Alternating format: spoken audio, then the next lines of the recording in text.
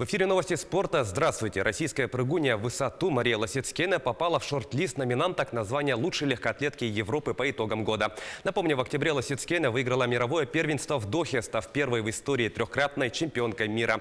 Также она является четырехкратной победительницей бриллиантовой лиги, победительницей и серебряным призером чемпионата Европы. Конкуренцию россиянки в борьбе за приз составят бегунья Дина Ашер-Смит и Сифан Хасан, а также прыгунья Малайка Михамба. Им о победительнице станет известно 26 октября.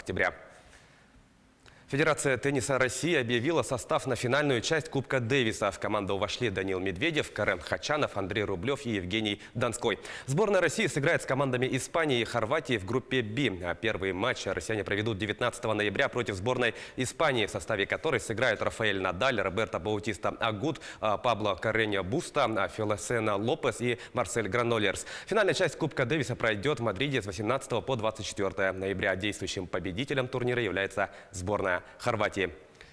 Московский ЦСКА со счетом 5-2 выиграл у нижегородского «Торпедо» в домашнем матче регулярного чемпионата КХЛ. В составе армейцев дубль оформил Никита Нестеров. По одной шайбе забросили Линдон Вэй, Иржи Секач и Константин Акулов. У проигравших отличились Пол Щехюра и Георгий Мишарин. ЦСКА продолжает лидировать в таблице западной конференции, набрав 35 очков. «Торпедо» идет на четвертой строчке, имея в активе 25 баллов. В следующем матче регулярки армейцы на своем льду встретятся с кельсинским «Йокеритом», а нижегородцы дома примут столичный «Спартак».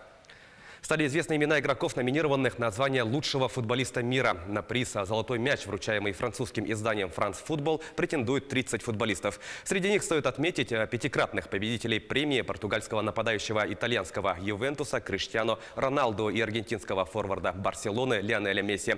Также высокие шансы на победу имеет лучший игрок прошлого сезона по версии УЕФА – голландский защитник английского «Ливерпуля» Вирджил ван Дейк. В 2018 году «Золотой мяч» выиграл хорватский полузащитник «Реала» Лука Модрич, который в этот раз не попал в число номинантов. Церемония вручения премии пройдет 2 декабря в Париже.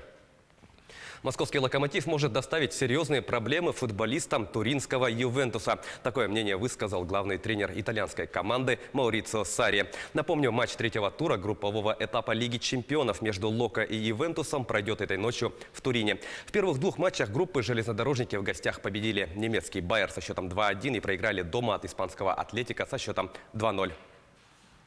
Мы видели, как они играли в Ливеркузене, мы видели, как они прессинговали, как они заставили вратаря немцев совершать ошибки. Эта команда очень опасна все 90 минут, надо быть внимательнее, сказал Сарри.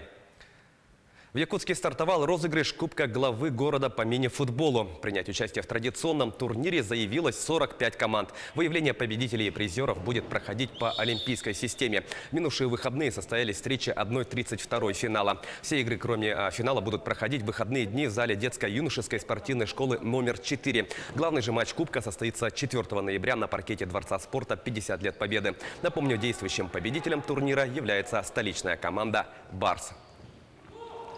Николай Валуев встретился с юными боксерами в Якутске. Встреча прошла накануне в Центре спортивной подготовки «Триумф». В ходе мероприятия именитый спортсмен ответил на различные вопросы, в том числе про его вес. Валуев сказал, что похудел на 10 килограммов и в данный момент весит 160 килограммов. Также он отметил, что успеха в спорте можно достигнуть только благодаря дисциплине и упорству. В планах у депутата Государственной Думы провести переговоры по организации различных соревнований. Основной же целью визита является встреча с Министерством природы республики. Танцоры из Якутска и Мирного представят республику на международных соревнованиях по танцевальному спорту Russian Open Championship 2019. За команду республики выступят 7 пар спортсменов. По данным Союза танцевального спорта региона, на прошлой неделе сборная отправилась в Москву и активно готовится к турниру. Всего на соревнования по танцевальному спорту прибудут более 6 тысяч пар из 42 стран. Определение сильнейших пройдет в 27 дисциплинах. К этому часу это все спортивные новости. Мы продолжаем следить за событиями в жизни российского и мирового спорта.